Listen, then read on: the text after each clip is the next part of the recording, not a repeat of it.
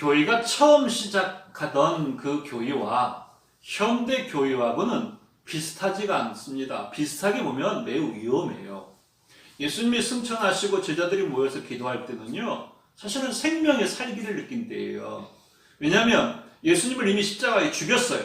그 사람들이 이 예수님의 제자들과 추종자들을 아주 냉정하게 지금 바라보고 관찰하고 있던 시대란 말이에요. 그런데 120명의 이 성도들이 모여서 예루살렘 마가 요한의 다락방에서 기도하면서 성령의 임재하심으로 인생의 가치가 바뀌어버렸어요. 죽음의 두려움보다 부활의 믿음, 부활의 기쁨을 더 크게 알았던 사람들입니다. 그래서 교회의 처음 시작이 바로 이렇게 시작되고, 그 이후에 이들은 믿음을 지키기 위해서 생업을 빼앗기고, 그리고 상거래가 중지되고, 자녀들은 삶의 자리를 잃어버리고, 그리고 언제든지 생명을 빼앗아가도 할 말이 없는 불쌍한 신세들이 되어버렸습니다.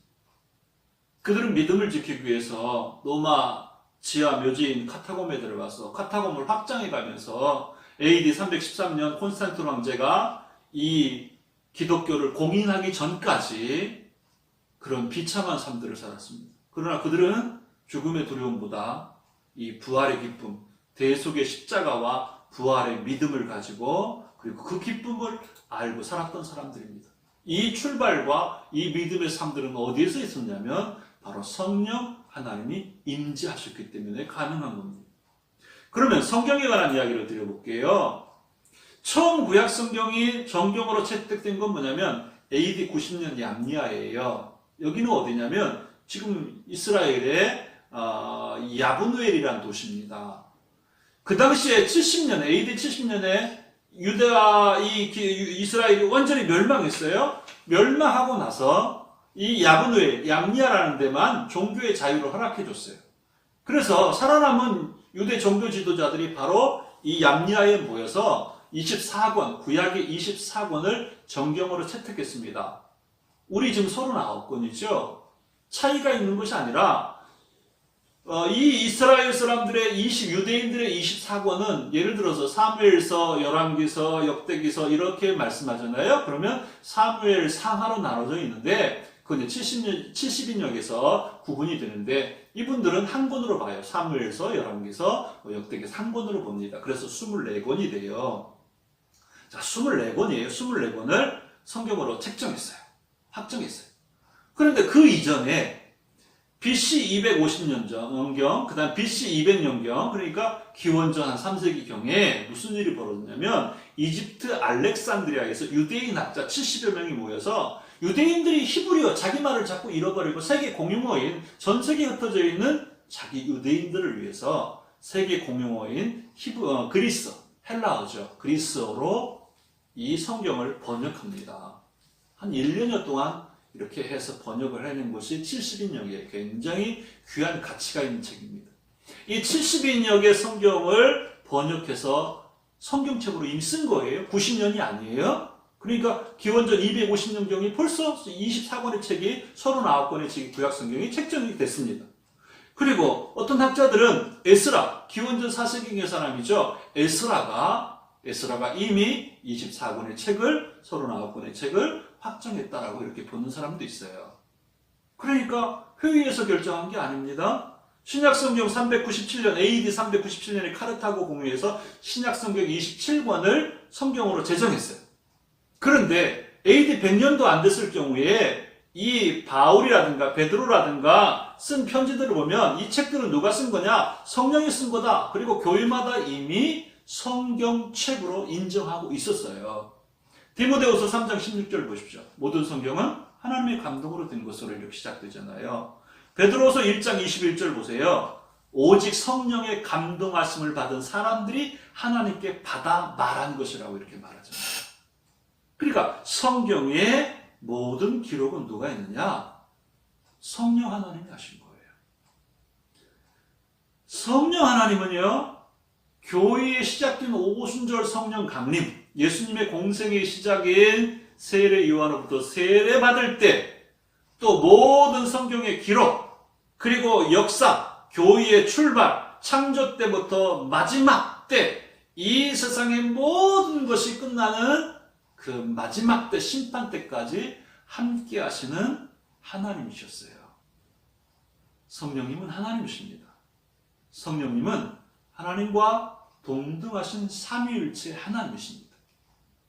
성경에서 성령을 말할 때 3인칭 남성 대명사를 사용합니다. 성경에서 영은 중성으로 표시해요. 성령은 영이 아니에요. 하나님이십니다. 또한 지정의를 가진 인격체이세요. 인격을 소유하신 분이에요. 그리고 하나님의 속성인 전능하시고 전지하시고 무소부지하신 하나님이세요. 성경을 이해하려고 사람들이 시대를 구분해요. 성부시대, 성자시대, 성령시대. 지금은 성령시대라고 말해요. 이거 하나님 모독하는 죄를 범하는 겁니다. 성령님은 태초부터 세상 끝날까지 영원 전부터 영원까지 계신 하나님이십니다. 지금도 보혜사로서 예수 그리스도에 대하여 생각나게 하시고 가르쳐 주시는 분입니다. 요한복음 14장 26절에 분명히 말씀하세요.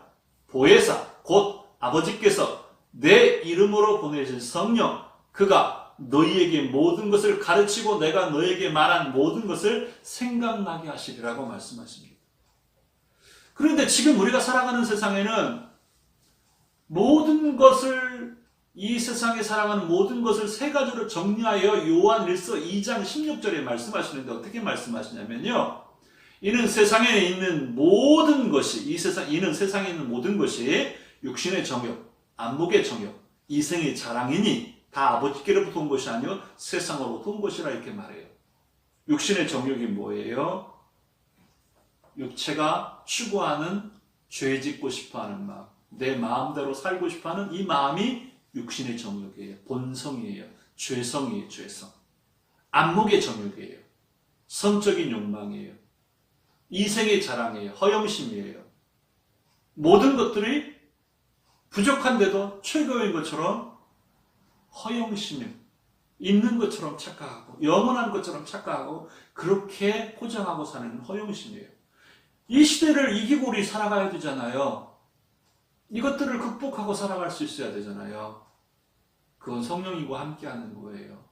성령님과 함께하는 것은요, 신비롭고 신비적인 것을 말하지 않아요. 성경은 성령님과 함께하는 것은 실제하는 현실이라고 말씀하고 있어요. 내가 예수님을 구주로 믿는 것도 성령 하나님이 믿게 하신 겁니다. 내가 믿고 싶어서 믿은 게 아니에요. 하나님이 나를 택하신 거예요. 나를 부르셨어요. 고린도전서 12장 3절에 그러므로 내가 너희에게 알리노니 하나님의 영으로 말하는 자 누구든지 예수를 저주로 할 자라 하지 아니하고 또 성령으로 아니하고는 누구든지 예수를 주시라 할 수 없느니라고 말씀하고 있어요. 성령님의 호칭은 보혜사입니다. 보혜사가 무슨 말이에요? 우리와 함께 하시는 전능한 변호사, 보디가드, 치료자, 인도자 뭐 이런 말씀이 돼요. 여러분, 성령님이 지금 우리와 함께하고 있습니다. 신뢰하고 맡기십시오. 인도하심을 매일 체험하시게 될 겁니다. 성령님은 우리를 돕기 위해서 우리를 늘 애타게 부르시고 안타까워하시며 말할 수 없는 탄식으로 기도하고 계십니다. 여러분 불러보세요. 성령님 사랑합니다. 여러분의 삶을 성령님과 함께 하시기를. 그래서 보혜사 성령님과 함께 날마다 거룩한 고백이 이어지기를 바랍니다.